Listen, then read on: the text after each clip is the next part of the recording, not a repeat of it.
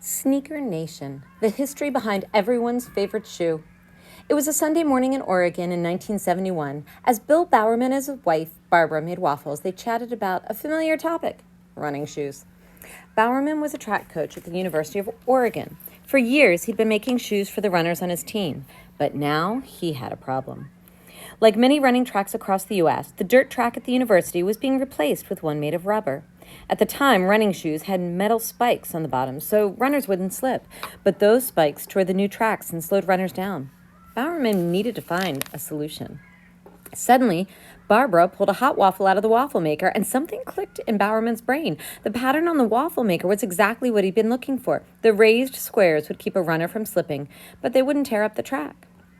Bowerman snatched at the waffle maker and hurried off to his lab. Little did he know that he was about to change the future of sneakers forever. Shoes for the rich. By the time Bowerman created his new shoes, sneakered feet had already been running around for about 100 years. The first sneakers appeared in the 1860s. Like diamonds or fancy boats, these early sneakers were a luxury. They were meant for games like croquet and tennis, which only the wealthy had time to play. That began to change in the early 1900s. More and more ordinary Americans started to discover sports and exercise, and the price of sneakers dropped. By the 1920s, most people could afford a pair.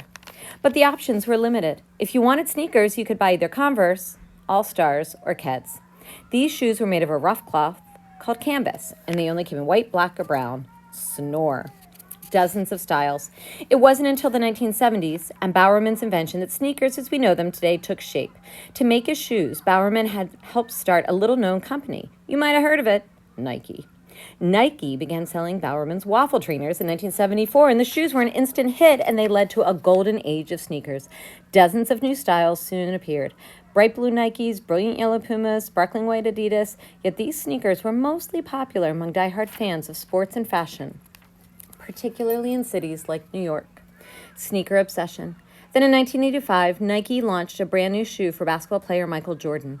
Jordan was new to the NBA, but his dunks, dives, and lightning speed had already dazzled crowds. Few people could play like the superstar, but they could at least wear his shoes. Nike sold 500,000 pairs of the new sneakers, called Air Jordans, in 1 month.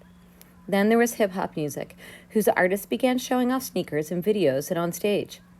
One hip-hop group called Run DMC loved their Adidas superstars so much that they wrote a song about them. My Adidas became a huge hit in 1986, and sales of Adidas sneakers skyrocketed.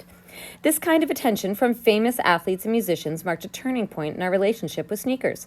What was once simply a comfortable, practical shoe had become a worldwide obsession. Sneakerheads.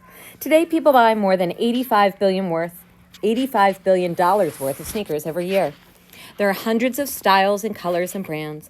We strut down school hallways in our Nike Air Force Ones. We race across the playground in our Converse All-Stars. The release of a new sneaker can be a big event with crowds of sneaker collectors or sneakerheads camping out for hours before stores are open. So if you're among the millions of sneaker lovers, you might want to say thank you to Bill Bowerman and to waffles.